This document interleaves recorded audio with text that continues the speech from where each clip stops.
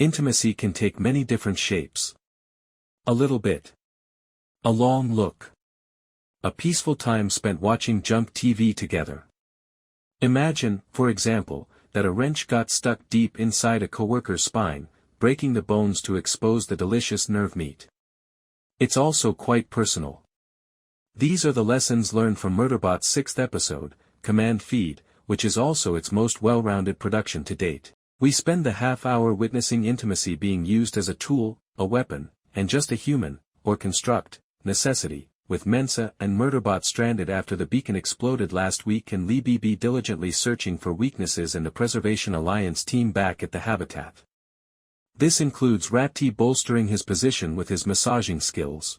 As an evident snake in the hippie-dippy grass, Anna Konkle continues to play the role of the world's most awkward, but mildly effective femme fatale at the kids' table, while Murderbot uses its developing bond with Mensah to keep them both alive.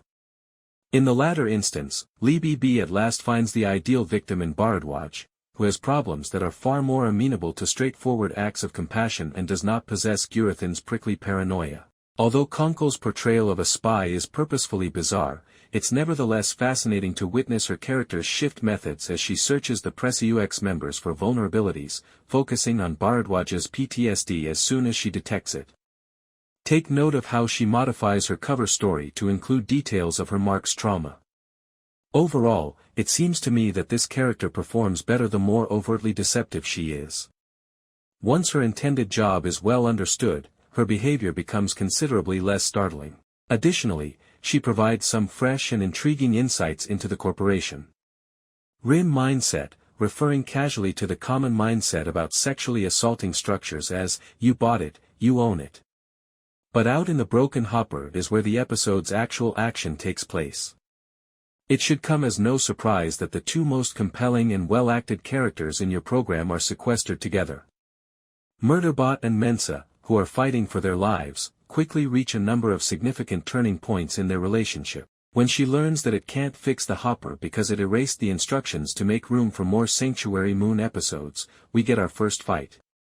This is quickly followed by the even more significant first TV binge, in which MB uses one of its favorite episodes of the show to soothe her when they are so twisted up that she gets a panic attack.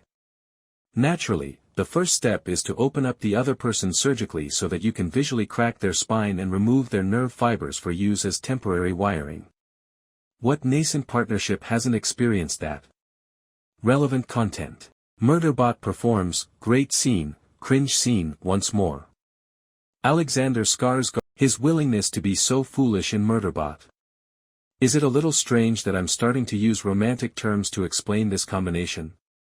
Both Leebeebee's sexual obsessions and Sanctuary Moon, which provides us with moments this week that highlight the parallel relationship between Captain Hossein and Navbot 337 Alt 66, set the stage for it. MB itself may disagree, but that's a simple, corny soap opera, while Murderbot is a far more intelligent series. Nevertheless, Alexander Skarsgård and Noma Dumezweni delicately outline an increasing readiness on the part of the bot to be vulnerable, making the peculiar gray area that is developing between Murderbot and Mensah undeniably intimate. This is something Skarsgård is clearly skilled at, varying MB's humanity in ways that sell the humor as well as the emotions, so much so that it seems unnecessary to write about it. However, Dumezweni is equally fascinating, because Martha Wells' original writings are so heavily reliant on Murderbot's point of view, it is typically impossible to determine Mensah's mental condition. In contrast, Mensah is nuanced and multifaceted in her hands. It's one of the few instances when the show has unquestionably taken the novels and made them better, providing us with a plot with two real primary characters rather than just one. Because of this work, the show's most memorable scene is the visceral agony of her spontaneous surgery on the bot. It's humorous, frightening, and emotionally charged, but it's also filthy. It's affecting to see that you can trust her to finish the work. Back in the habitat, Leebeebee eventually grows tired of attempting to coerce Gurathan into providing her with Press-UX's data and draws a rifle instead. The presence of Arata, Pinlee, and Ratthi, would you be surprised to hear that all three of them act in broad, overtly comedic ways that are little more than filler and a drain on tension, somewhat dampens the next hostage scene, but Konkle, David Dastmalchian, and particularly Tamara Podemski, as Bharadwaj, keep the ball in the air.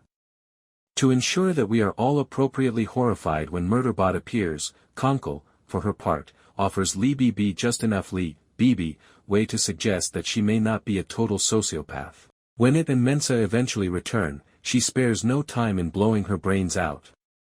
Combined with the quasi-villain monologue in which Murderbot reflects on the pleasure it received from either A.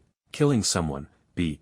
protecting its charges, or C. simply reminding everyone in Press-UX to stop treating it like something it's not, the ensuing hysterics put the show's best episode to date on a stark, foreboding note. It's another difference from Wells' novels, which become so cozy so fast that, no matter how many times readers are reminded that Murderbot usually presents as a faceless soldier with extremely lethal guns implanted in its arms, it is impossible to see it as anything other than unquestionably heroic from